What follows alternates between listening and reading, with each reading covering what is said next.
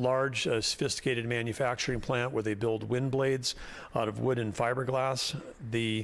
There's about 900 team members that work there. LM Wind Power is owned by GE, and they've been a great corporate citizen. There was 8 employees that tested positive. The state was notified of that. They closed the plant for 2 weeks. They're doing a intensive disinfection and cleaning of the plant. GE LM Wind Power is paying all of those employees while they're on this during this 2-week plant closure, and they closed. On Wednesday, our team was up there on Thursday. We were able to run 426 tests through the drive-through testing, and of that, 99 were positive, 323 were negative, and we have, of those, 72 are LM employees, 19 are still under contact tracing investigation. 8 of them were close contacts, but not members that were working there. And there was another 29 LM associated positive tests resulting from the outside testing that was done at locations like Altru. So 128 is the total number of positive cases associated either employee or close contact with LM Wind Power so far. That number may increase. And again, for netting this out, 11 of these are not in the numbers for North Dakota because 11 of those individuals who tested positive that work at LM or close contacts reside in Minnesota. We also know that when you've got an outbreak like this, it can jump from one organization to another. We did, as has already been reported, we had one positive case identified at the state mill and elevator over the weekend on Saturday. General Manager Vance Taylor has been communicating with our office, with the team members there, and with the media. That individual was a roommate of an employee at LM and did not work after experiencing symptoms, was tested on Thursday, last Thursday, the same day we were testing at the plant. He was working on a night shift. The mills directed this employee and others who were working on that same crew, so it was a small number of people, to quarantine at home for 14 days or until proven non-contagious. And of these 10 that are being that are quarantining at home, 4 of those are getting follow-on testing, and Vance Taylor has worked closely with the Department of Health and others to make sure that break rooms, locker rooms, work areas, and equipment have been all been cleaned, and then the plant is State Mill and Elevator is gearing up for reopening. We know that that one of the things that we are all focused on is getting back and getting everything open again.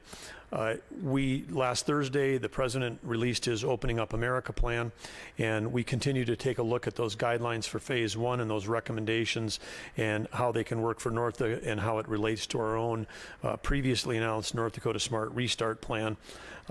We recognize, as the White House does, that each states are on different timelines, each state's on a different curve, and that the virus itself doesn't acknowledge or abide by any particular calendar, no matter how aspirational we are. And as I said previously, we've got an easier task than almost any state because we did not shut down our entire economy, and leaving open agriculture and energy, manufacturing, healthcare, and education. Some businesses have closed or scaled back on their own. These would include dentist offices or elective surgery businesses. Certain hospitals and clinics have slowed or stopped. That was to preserve hospital capacity, in some case PPE, and we appreciate them for doing that. But as we've said last week, any business that was not closed by an order of ours is eligible at any time to chart their own reopening path. And again, and whether that's hospitals doing elective surgery or dentists restarting, we'll continue to communicate with them, but they are not under any orders from the state. And so they're all eligible to continue their businesses going forward. Those businesses that we did select order to close, again, that narrow group, which includes bars and restaurants, theaters, gyms, and personal care businesses. Those that have a higher risk person-to-person contact. We're working with those business associations as part of North Dakota Smart Restart. Our team at Commerce on the economic resilience in the North Dakota Smart Restart Task Force, working with them to develop standard operating procedures that keep business owners and especially their team members and their customers safe. Today we had a great call with Vice President Pence, Dr. Deborah Birx, CDC Director Robert Redfield, and others that leading the coronavirus task force at the White House, and other governors from across the country. The key focus today was how can all states be ramping up their testing. So that was right in line with all the work that we've been doing here in North Dakota. But I think one thing is clear from that call and from talking to, again, nearly all the governors in our region over the weekend, that everybody wants the same thing, is to safely reopen our economy and get Americans back to work and get our economy back on track. As we do that, we talked about our step-by-step plan for reopening was going to include 8 things that we needed to do. Sufficient health care capacity is the one that we've added a check mark by so far, because we feel with the surge plan announced last week and with the hospitalization numbers that we are in really good shape on that one. We'll continue to update the slide going forward in terms of our progress. As I've just said, we are working on new standard operating procedures.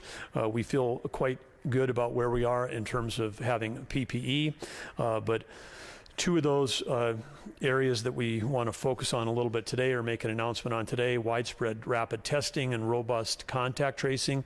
As I've said, these are skills and capabilities we're going to have as a state for months, or perhaps all the way up through we have a vaccine and are able to deliver it. So maybe it's going to be 12 to 18 months or longer. These are going to be new things we have to deliver. Fortunately, with the federal funding from the CARES Act, states have received money for building out this kind of capability, and we're working closely with the CDC and the White House and their teams on how to do that. One of the things that Dr. Redfield from the CDC announced today was that they were planning on putting over 500 people initially, going to 1,000 contact tracing people in the field. A minimum of 10 per state would be delivered from the feds, and this would complement what we're doing here in North Dakota.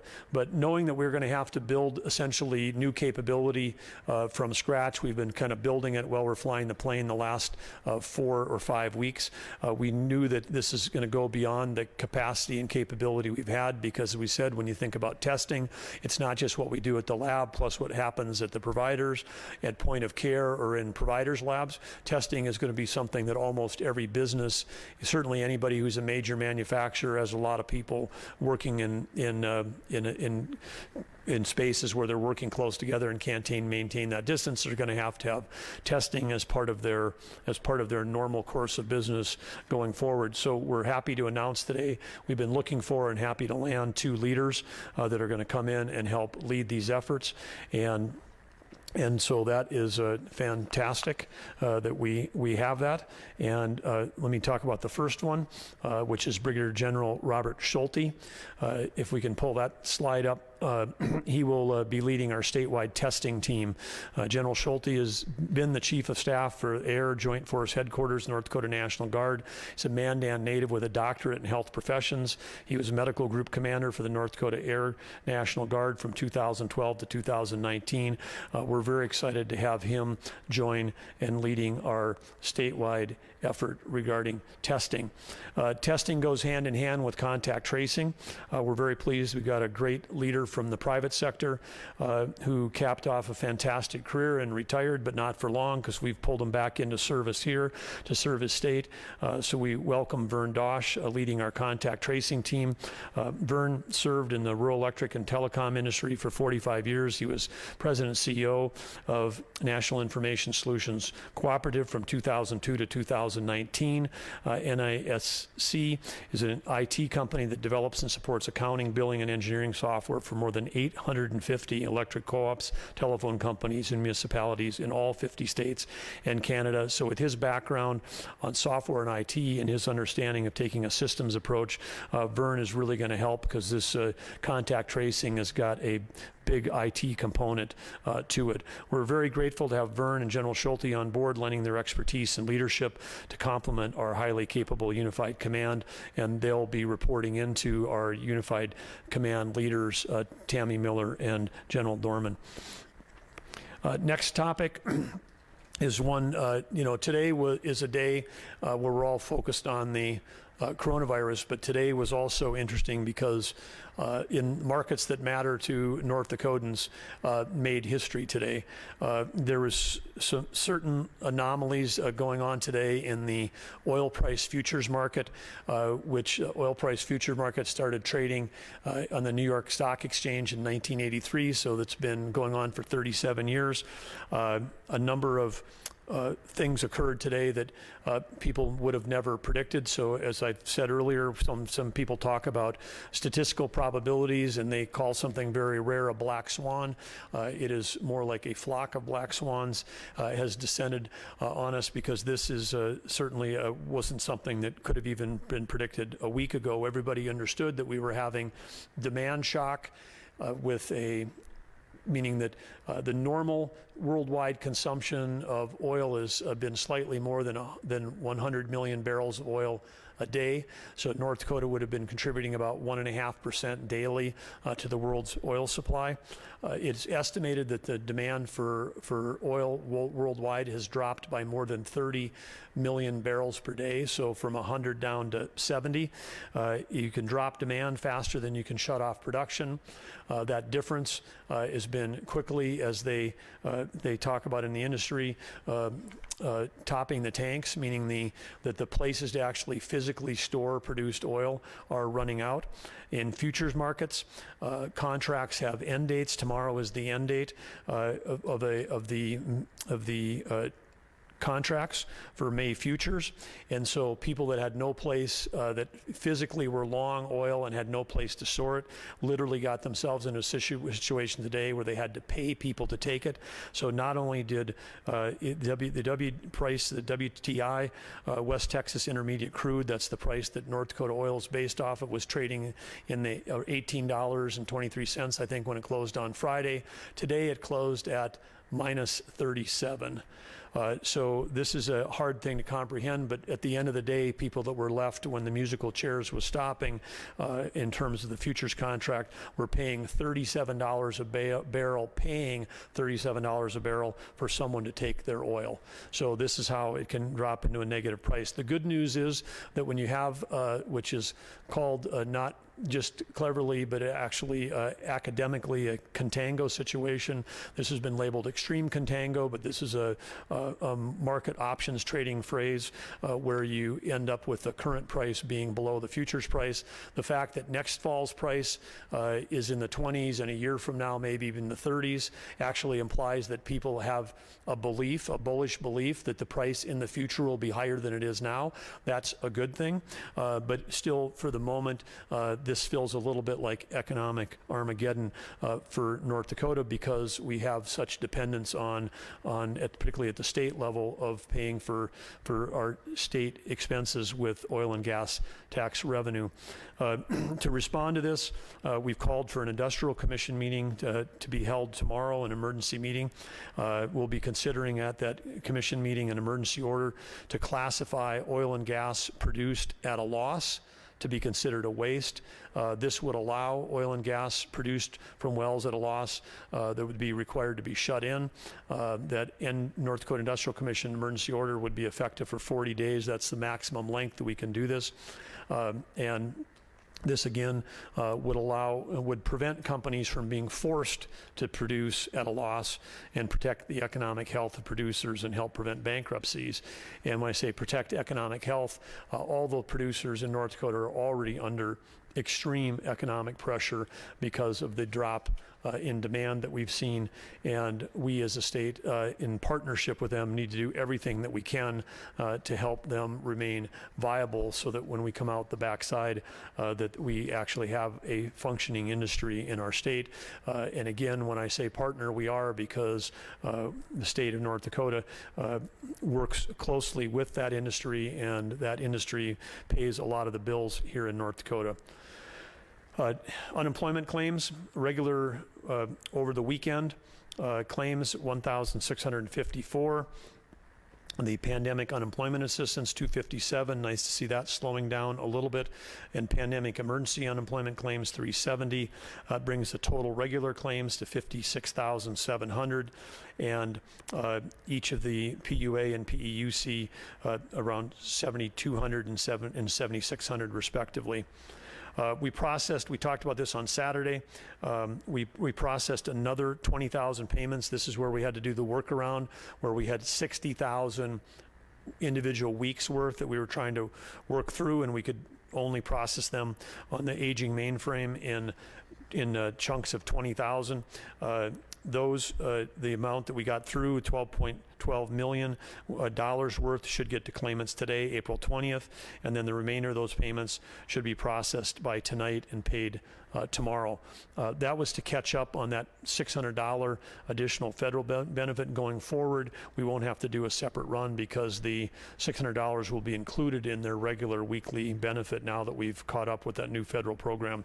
Since March 16th, we've paid out a record $51.4 million in unemployment benefits.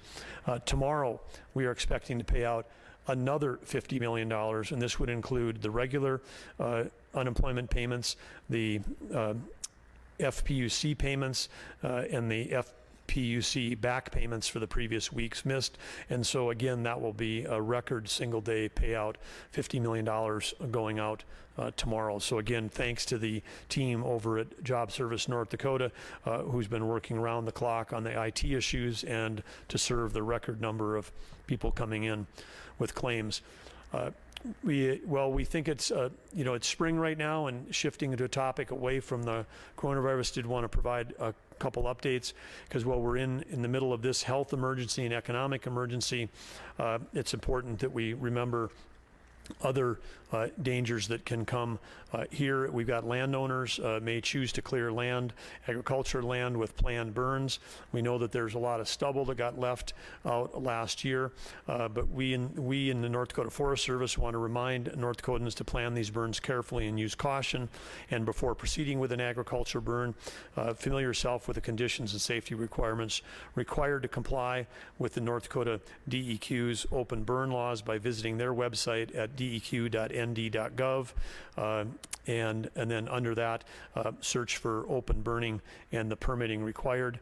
Also, check on the ND Response website at ndresponse.gov for more information on ban restrictions and the daily fire danger rating map. Today, high winds created near critical fire weather in parts of the state, and you're not permitted open burn during burn bans or red flag warnings. If you're planning to burn, let local authorities know to avoid any confusion, because they often receive smoke reports from your burn. We want to make sure that the volunteer fire folks who are busy, often also doubling as EMS help, aren't or that they're alerted ahead of time.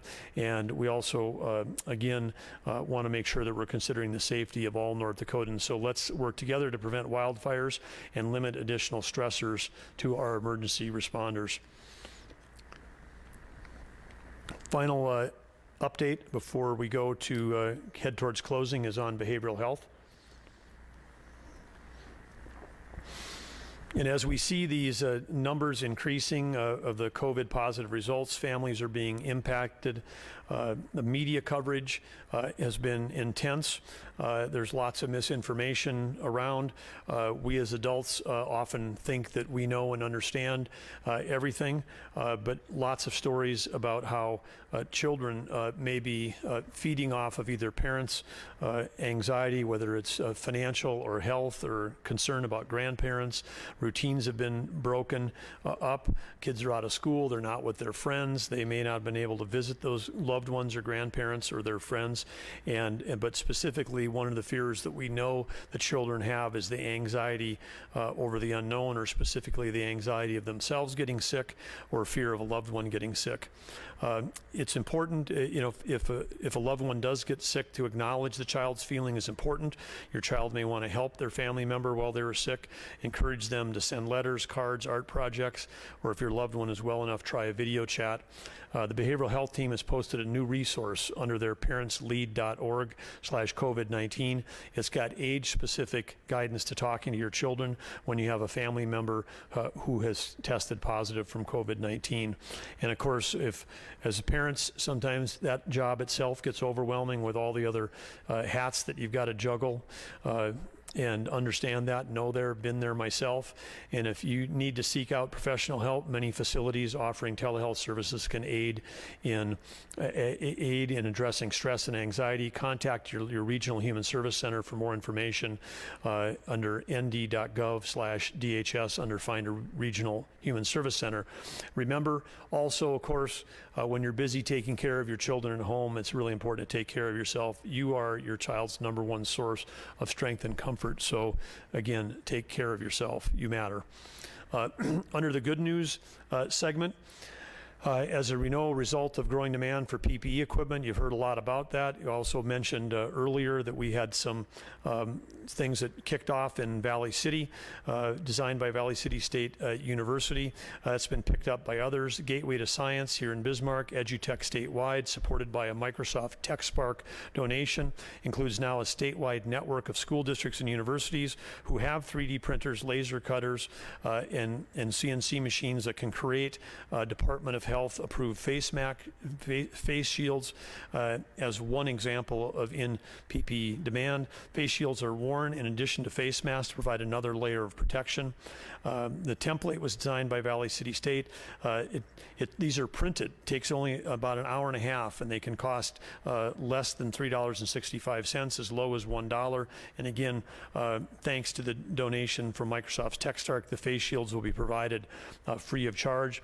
Likely recipients will include rural clinics, long-term care facilities, EMS, other healthcare professionals, frontline workers, and you can submit requests for PPE through the portal gatewaytoscience.org/ND-COVID-19. Partners have already received requests for 174 face shields coming in from Walsh County, Lemoore County, Lake Region, St. Thomas, CHI Health Home in Williston. These are all to be fulfilled by local school districts in those areas. And again, EduTech and K20 Coalition will help organize tech departments to identify other projects to coordinate. Industry partners are also encouraged. And again, I want to thank Gateway to Science. And if there's questions on this, Beth Demke, who's the executive director, is here today. Thank you, Beth, for being here. She'll be available to answer questions. And I do want to demonstrate and share one of these wonderful shields that these are made all on 3D printers. So fantastic that the team has put those all together. And it could help slow the spread, could help save lives. So go team, go North Dakota. In closing, for gratitude, I want to close where I began, which is Patriots Day. Today is the first official Patriots Day in North Dakota. State law now designates the third Monday in April as Patriots Day and directs the governor to issue a proclamation to commemorate the start of the American Revolutionary War and the battles of Lexington and Concord and the shot heard round the world. I signed the legislation creating Patriots Day on March 19th, 2019.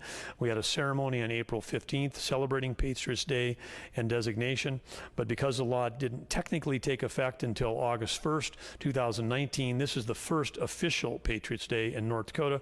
I want to give a special shout out to a couple of former news media folks, Representative Austin Schauer of West Fargo, who introduced House Bill 1169, and former broadcast journalist Jim Shaw, now a columnist for the Forum.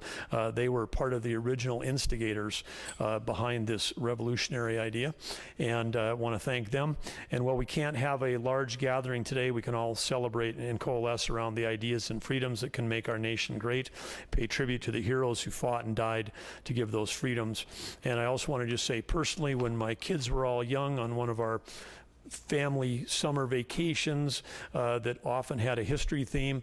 I dragged my 3 kids out to the battlefields of Lexington and Concord, saw the bridge, saw where the first shots were fired, and if you ever get a chance to get there and see that, it's kind of amazing to think that how our country really got started. So shout out to all those original patriots that created this great country we live in today.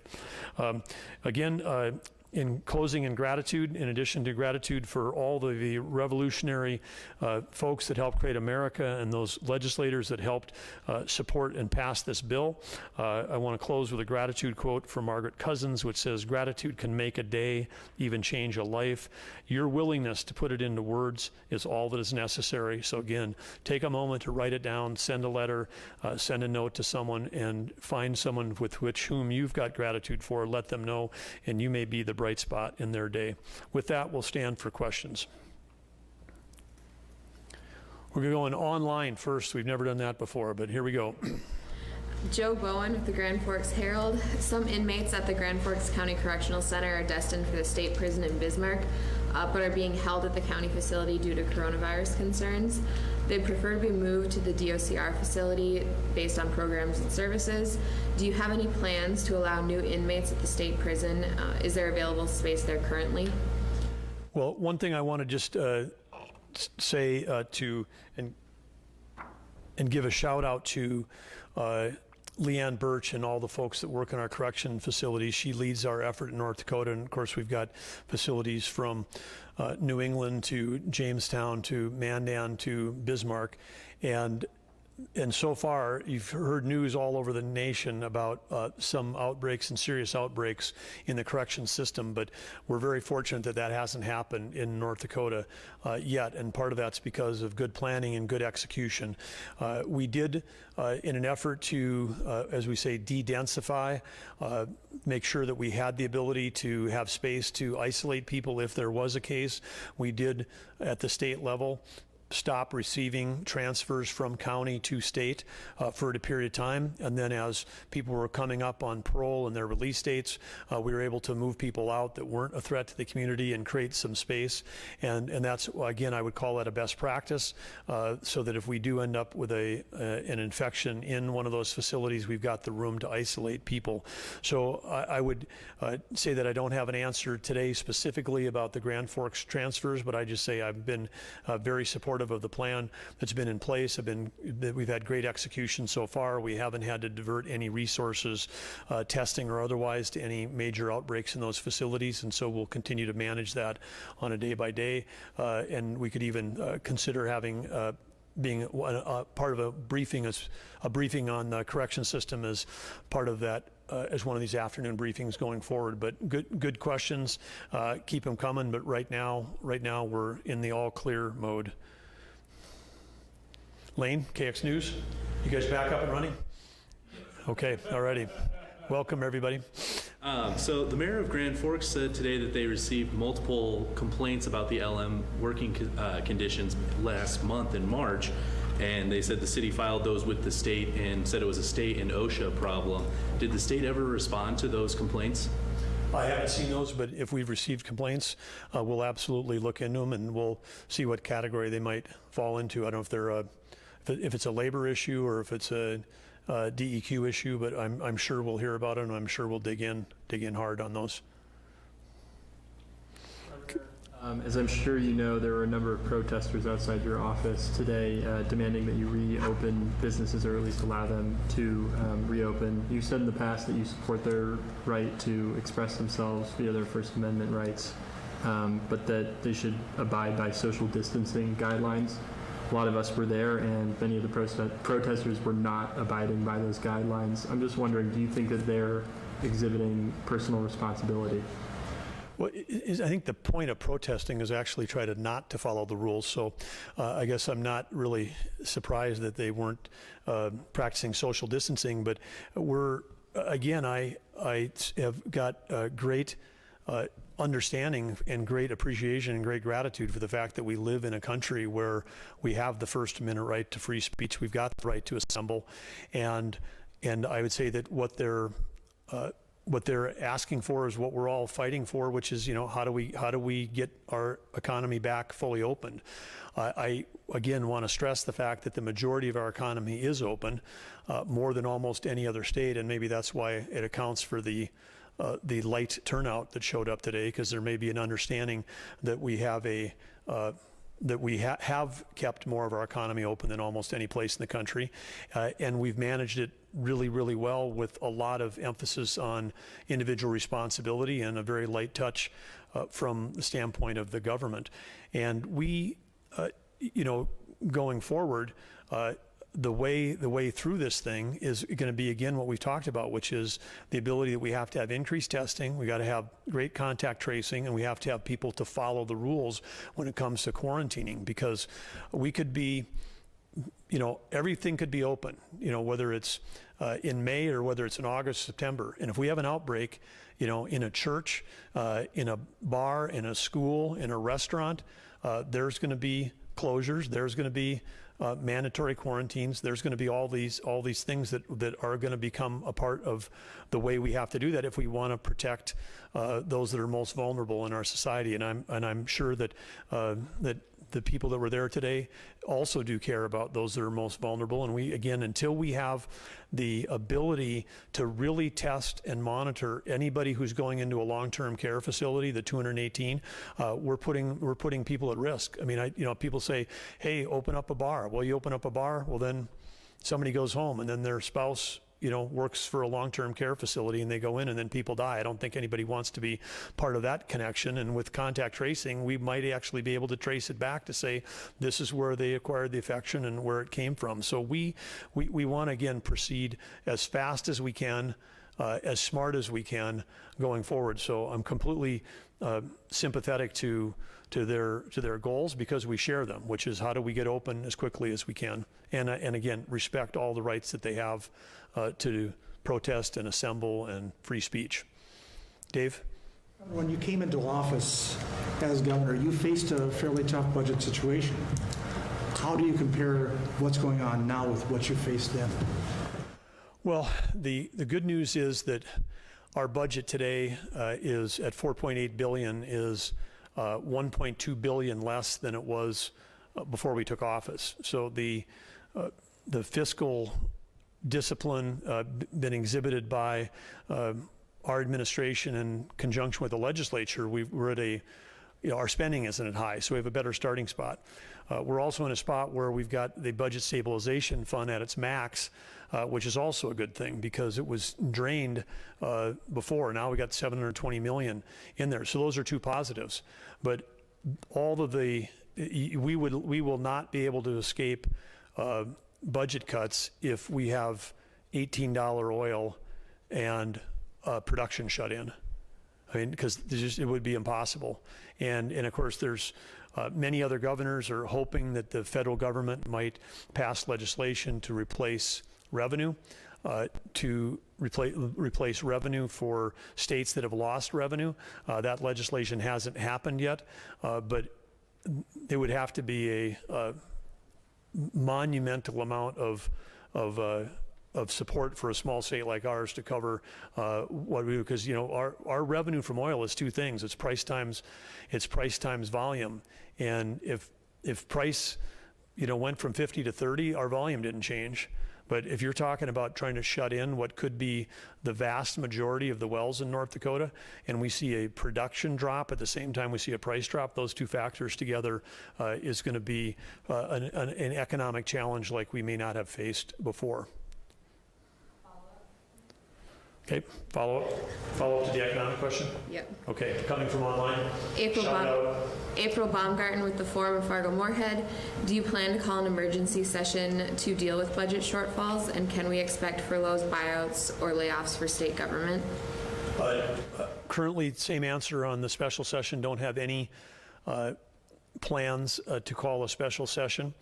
And the reason being is that we've got a number of mechanisms that are in place. The Legislative Council, legislative leaders have all also shared this view, which is we have the ability through the allotment process and through accessing the budget stabilization, we can get a long way forward without having to call a special session. And calling a special session until we really understand the size of the problem and the amount of federal relief, probably then we'd be shooting in the dark on, how much to cut and what to cut.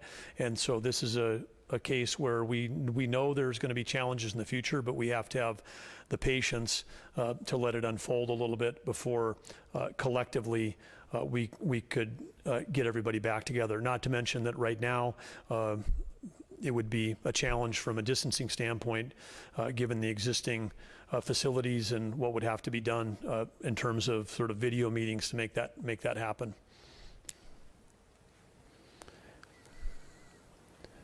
Jacob, or? April stole my question. Oh, April, way to go, April. Okay, you stole Jacob's question. Lane, did you have your hand up, or was it? No, okay, you're good. All the way, we got in the back, okay. Travis, thank you for being here. About the Care 19 app, is it meant to be updated at the end of each day to show where the person was? Mine was off the other day when I was at work, and I got home that night to update it, and it showed that I was someplace else all after. It showed I was at the Elbow Room Bar, and I was not at the Elbow Room Bar. But is it meant to be pinpoint accurate, or is it meant to just be updated at the end of each day by the user? Well, the goal is that it gets more accurate with user input. But I do know that it called this version 1. There's another version that's coming up.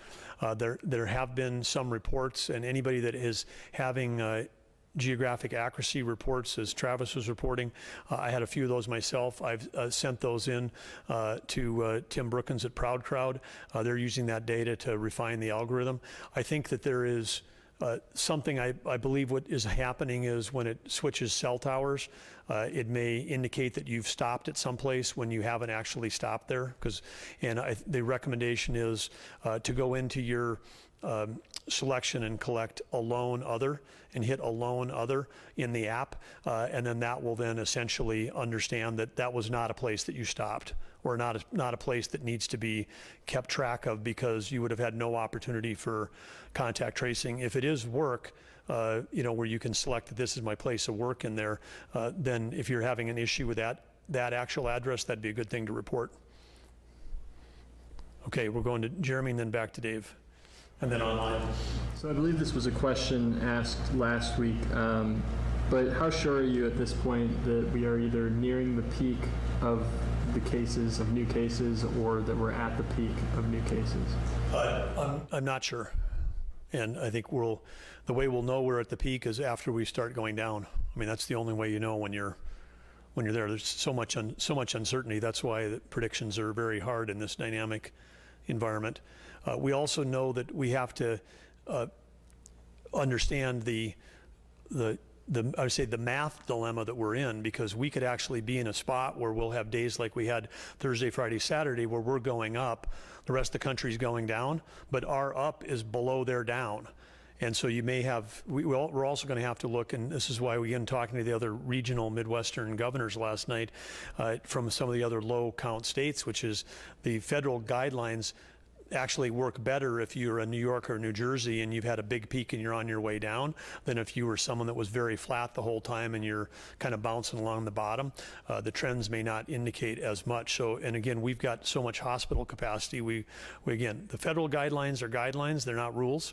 We'll make decisions for North Dakota that are best for North Dakota, and we will continue to see some of those numbers pop up when we're doing the targeted. When we're out searching for positives, we'll see the numbers pop up. When we get more broad-based testing in, we may see the numbers go down, because when we get the targeting, we'll get the numerator to go up. The broad-based testing will cause the actual percentage to drop. And so we want to do both of those things. We want to be really searching for positives, and we want to be making sure that we are really cutting a broad swath. Particularly an area where we've got to dial up more is we've got to make sure that we're testing everybody that's working in long-term care facilities. We're so fortunate we've had only nine facilities out of 218 that have had a positive from either a staff member or a staff member or a resident, but we have to do even more to protect those people that are in there. We've named Chris Jones to lead our vulnerable population protection task force, if that's kind of the working title for that group. And we'll in the coming days we'll hear a full report from Chris, because we've got to do even more than what we have been relative to those long-term care facilities. Governor, I just wanted to correct for correction. 10 now, and if anyone's interested, that list is now on Health Department's website. Okay, so it's up from 10 when I got briefed from 9 2 hours ago. So we got really up-to-date information here. So now 10 long-term care facilities, and it's on the North Dakota Health thing. Okay, thank you, Mike. Question online? KZZY in Devils Lake. Given that medical experts are saying it will likely take at least 18 months to come up with a vaccine, what will the state's acceptable level of risk be to achieve a new normal? Well, I guess for Eric, that's a we'd have to define accessible level of risk. I think that we are, again, wanting to protect those that are most vulnerable, which is maybe gave some of that in the answer I just gave to the prior question, which is we have to make sure that we're able to protect those that are most vulnerable. And one way we do that is making sure they don't get it by protecting them in the long-term care facilities. The other is making sure that we've got plenty of intensive care capability, because that's the way that you can save lives. And we've done really well on the second part of that, is making sure that we've amped and increased our amount of intensive care and the number of beds we have. And because we have that capacity, that allows us to think about taking more risk than we might have in the past. And I say not more risk because we're not want to risking people's lives, but we can take more risk of people having potential exposure to the infection by reopening the economy. Because when we reopen the economy, there's going to be more transmissible moments, and there's more risk. Because in May, the virus will still be here, it doesn't magically go away, and it will still be as contagious as it is now. We will just be in a place where we've got more PPE, more healthcare capacity, better understanding, better testing, better ability to come in and close things down if there's a hot spot. And we'll have developed new skills and new approaches that allow us to essentially manage a chronic disease. I mean, it's chronic as the pandemic is chronic in that it's not going to go away. Acute would be like, oh, this thing was here for March and April and now it's gone in May. No, it's not like that. I mean, we've got to be managing this as a society and as a state for until, as Eric says, until we get a vaccine, and that could be 18 months. Maybe it's faster, maybe it's slower. But when it comes, then you've also got to when you have a vaccine, then you've also got to build up production to produce that vaccine. In the day that you have the vaccine and it works, you're going to have something like 7 billion people that probably want the vaccine, or at least 1 billion of the most vulnerable of the 7 billion on the planet, and that will be the most widely produced vaccine ever. That will take some time to do that. So we got to keep working on our skills to allow us to reopen and live with and manage under that new normal. How do we live with a highly contagious disease? Jacob? With that advancement in management and trying to keep up with contact tracing, obviously there's still demand from all other states to get increased testing supplies and whatnot. Has North Dakota reached out to foreign countries to get additional testing or supplies like that? We haven't, and we're confident that throughout this week we're going to be able to announce that we've got enough supplies to meet our increases in testing here in North Dakota. So we feel good about the trajectory we're on in terms of testing capacity. Dave? It's an odd one because I've had about a half a dozen questions about this, so I thought I'd pass the question along to you. We have April coming, and April is here, and that's also kind of a start of rummage sale season. So do you have any guidelines for people who want to hold rummage sales? Wow, have not given any consideration to rummage sales, so I'll have to take that one under consideration, because they wouldn't fall under any of the closure guidelines that we have. I'm just thinking on the fly here, Dave. That's always dangerous, but we wouldn't fall into that. And could you manage it in a way where you could maintain social distancing and how you manage payment and crowds less than 10? I know some rummage sales draw quite the crowd, so that'll be interesting. I know some cities have even talked about whether they're going to have or not have cleanup cleanup day in the spring. I would guess there'd be quite a lot of demand for that. I'm sure there's been a lot of home improvement projects that have been going on here around the state during this time frame, but those will be all things we got to sort through. But that's a good question, and I would guess in the end that one may be a city by city decision. We'll go online and then back to Jacob. Jean Schemp with Hometown Radio Group. Other states have begun adding deaths as suspected of being COVID related. When it comes to deaths listed in the state of North Dakota COVID-19 report, how does the state determine whether those deaths are COVID-19 related? Gene, Mylan Tufte's not here today. I'll have to get more information on the death coding as that relates to your specific question. I think that she asked a good question because there are right now no plans in North Dakota to do what New York or other states have done, where I think they added 3,700 deaths or something in one day and said these are all the ones that we had flu-like symptoms. We think they were COVID, so we're just going to put them into that category. I think that we want to have a greater degree of certainty around that. At least I would on that data. And so we don't have any. There's been no discussion or plans around to do that. I do think that we do have to think about people who are dying from COVID versus people that are dying with COVID, because if you've got we've had some cases already where people have got multiple underlying health conditions who are already in hospice, who then they've got a form of pneumonia or flu-like symptoms, and then they get COVID and they're positive and they pass away. Then that might be a case where someone died with COVID as opposed to from COVID, but it doesn't take away the hurt, so I don't mean to be too clinical for anybody who's lost a family member, but I think it's important for us to really try to assess assess the nature of the virus. So it's part of that information we do need to have and understand. Jacob? There have been growing concerns over flooding this spring, and with rivers expecting to crest later this week, any concern about following social distancing policies while also being able to fulfill sandbagging operations? Well,